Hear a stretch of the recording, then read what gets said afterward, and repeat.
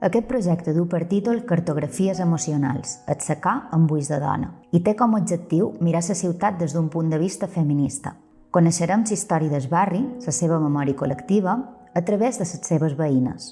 Amb aquesta proposta, reivindicam la presència de la dona a l'espai públic i la seva representativitat pel que fa a l'espai urbà, la cultura, la història, l'economia i la política de la ciutat.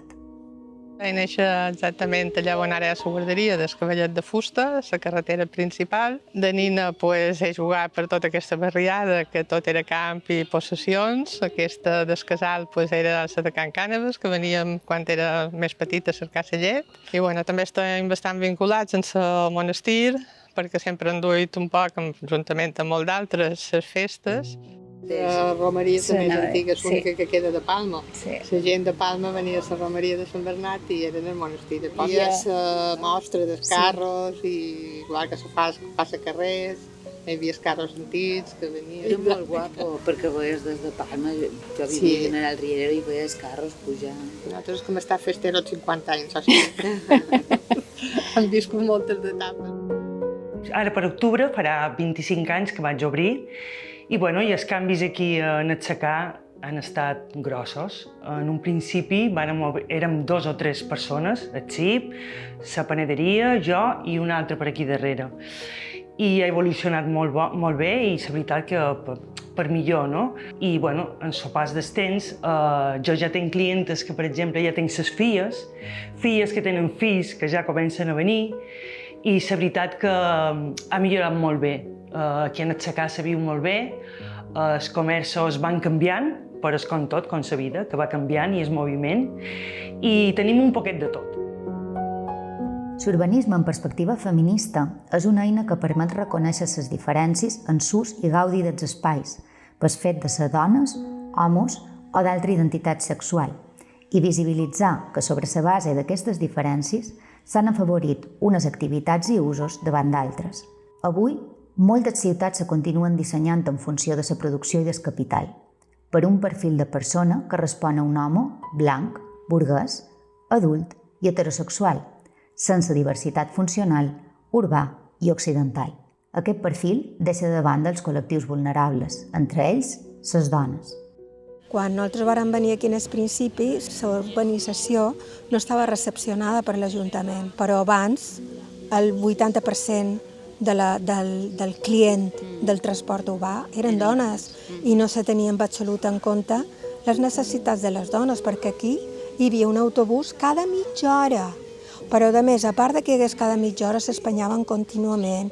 Era un desastre. Tampoc hi havia cap centre de queviures.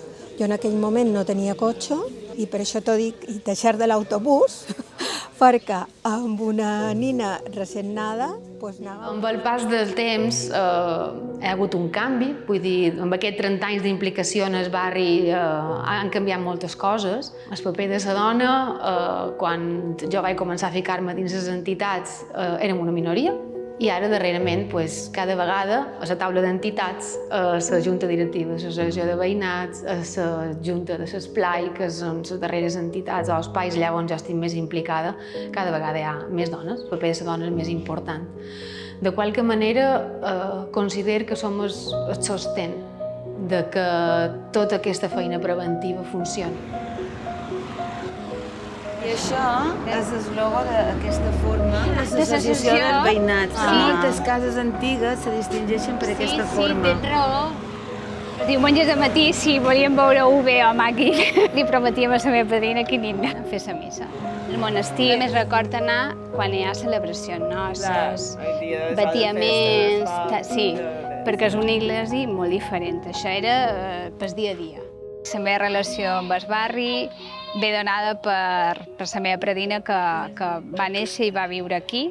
Record que anàvem als jardins de Can Coll, molt de pits, quan ens disfressàvem i havíem de fer fotos, i també el que és la romeria de Sant Bernat. És a dir, anar a Sant Bernat ha estat tradició de la família d'anys, inclús ara que jo visc aquí i potser ma mare i les meves ties no, però és igual, és a dir, nos retrobam any rere any, a vegades uns i a vegades uns altres, però sempre cada any arribam a anar a Sant Bernat. El meu fill ara enguany ha anat i, clar, ballen boleros, toquen xeremies i, clar, al final els grups més tradicionals de folklore venen perquè és una festa com a més sentida, saps? És a dir, la gent se la sent i, de fet, sé que li han fet un homenatge a una senyora que jo no la coneixia, que és una senyora que ensenya a aprendre boleros. D'aquí, d'Atsecà de tota la vida, i a aquesta senyora li han donat un premi. El 2002 vaig venir aquí a començar a donar classe. El 2005 ja varen començar a ballar l'oferta per les festes i per Nadal. Disfrut d'ensenyant, molta gent del poble ha vengut amb jo. Quan part més gust és d'ensenyar a la gent que no en sap. També vos vull fer saber que enguany he estat la pregonera de les festes de Sant Bernat. He passat un gustet i molt emocionada, perquè no m'ho hagués imaginat mai. I ha estat, bé, enguany això ha estat per jo una cosa molt important i molt grossa. En els anys 50, el filòsof francès Guy Debord encunyava el concepte de deriva. Va impulsar la formació d'una plataforma crítica que defensava una nova manera d'experimentar la vida urbana. Se proposava fugir de la rutina diària per seguir les emocions, afegir-hi un caire passional que d'alguna manera la desordenàs. És el que se coneix com a cartografia emocional o psicogeografia. Les derives són una manera de reconèixer la ciutat perdent-nos en ella, realitzant un recorregut indeterminat i emprant els sentits com a eina d'exploració. On allò important no és el destí, sinó el trajecte, i on més enllà de descriure físicament la ciutat, passam a introduir-nos en ella, a sentir-la. Així com el contacte amb la natura té efectes positius en la salut humana, un espai dissenyat des del punt de vista emocional pot transmetre sensacions, percepcions i sentiments que ens facin canviar d'humor o sentir-nos-hi segures.